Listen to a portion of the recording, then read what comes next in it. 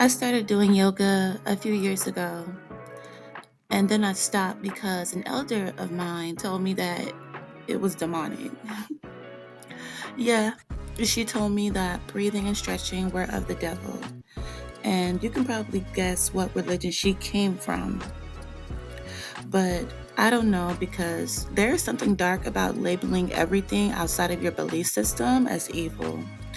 And for a moment, I let that fear stop something that was actually helping and transforming me. We all know that yoga improves flexibility and help with posture, but let's take a closer look at some of the surprising benefits I bet you didn't know. Let's start with the biggest one. Yoga resets your entire nervous system. When you breathe slow and hold certain poses, your body goes from fight or flight into rest and repair. Your cortisol drops and your breath deepens. Your body begins to feel safe. This is why after yoga, you feel like calm, soft, and more grounded. It's not just relaxation. Your whole system is being rewired to move out of stress and into a place of peace. Here's something that nobody really talks about. Yoga can bring up emotions because your body doesn't just hold muscles, it holds memories. It holds memories of heartbreak, it holds memories of disappointment. It also holds stress you never got to release. Fear and survival energy get stored in the lower back, and your shoulders tend to hold the weight of the world, while grief and loss tend to get stored in the chest. So when you stretch these areas, emotions can rise out of nowhere. One time I was taking a yoga class and this woman burst into tears, and it was literally so moving to see her release. Yoga, especially paired with breath work, gives your body permission to let go of what has been carrying for so long. This is your system detoxing.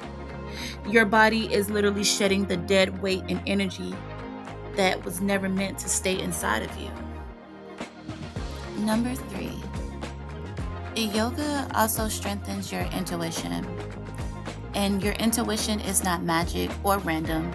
It's your deep body's intelligence paired with your subconscious awareness. When you slow your breath in yoga, your mind becomes quieter, your stress hormones drop, and your sensory awareness increases. And here's what I want you to understand. You can't hear your intuition in a stressed nervous system. Yoga turns down the noise so intuitive signals can finally come through. Your ability to sense safety versus danger becomes sharper. You begin processing information faster than conscious thought. And when you practice yoga consistently, your prefrontal cortex grows stronger, giving you better discernment with people, less second guessing, and clearer judgment. You stop feeling scattered and start feeling guided because now you can actually hear your intuition. I think you guys are really gonna like this one because yoga actually makes manifestation easier. Most people are operating from their lower 3 chakras, especially the root chakra. And when you're stuck in survival mode, that blocks whatever you're trying to call in because your body is stuck in fight or flight. So, like I said earlier, yoga regulates your nervous system. It brings you into a state of safety and grounding. And when your body feels safe, it finally becomes available to receive. And people seem to think that resistance is a mental thing, but it's also a physical thing. A tight chest is resistance to love. A tight jaw is resistance to expression. And tight hips, that's resistance to change. And the moment the body releases tension, resistance drops automatically. And when resistance drops, manifestation speeds up. You don't actually manifest with the conscious mind. Manifestation happens through the subconscious and a calm nervous system.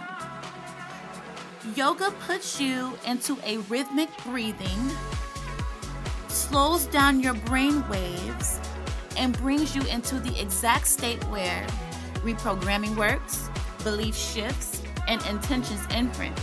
So when you hold your intentions after yoga, they don't just sit in the surface mind.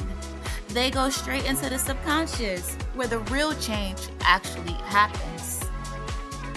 Most of us have experienced heartbreak and betrayal. And I'll keep saying this because trauma just don't happen to the heart or live in the mind. It imprints in the body. It imprints on your womb, your lower belly, the pelvic floor, the hips, and the autonomic nervous system. That's why so many women struggle with menstrual irregularities, low back pain, tight hips, or numbness in the pelvic area. And I know it doesn't sound right, but this is the body way of protecting itself. The hips is one of the most deepest storage systems in the body when it comes to emotions. When you move into hip opening yoga poses, you're releasing grief, heartbreak, rage, and even suppressed sexual energy. The womb also carries energetic imprints of past partners and emotional bonds. Yoga helps loosen those old cords, unlock stagnant energy, and restore circulation to the sacral center. As the energy begins to move again, blood flow improves, hormones regulate, creativity returns, and the body learns how to feel safe again. Yoga heals womb trauma by teaching the body that it no longer has to live in protection mode. And when the pelvis feels safe, the womb begins to open, release, and receive.